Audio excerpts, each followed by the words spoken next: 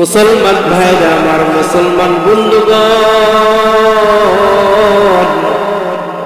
মুসা নবী একবার আল্লাহর সঙ্গে সাক্ষাতের জন্য যাচ্ছিলেন। মুসা নবী আল্লাহর সঙ্গে সাক্ষাতের জন্য যখন যাচ্ছিলেন, পথের মধ্যে একটা বৃদ্ধ মহিলার সঙ্গে বাবাজির আবার দেখা হয়ে গেল। বৃদ্ধ মহিলা মুসা নবীকে ডাকতে বলল, ওগো পয়গম্বর,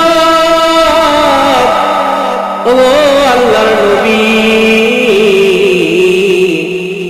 তুমি তো আল্লাহর সঙ্গে দেখা করতে যাচ্ছ, আমার কি একটা কথা শুনবানি? আমার কি একটা কথা আল্লাহর কাছে এই জবাবটা শুনে আসবানি?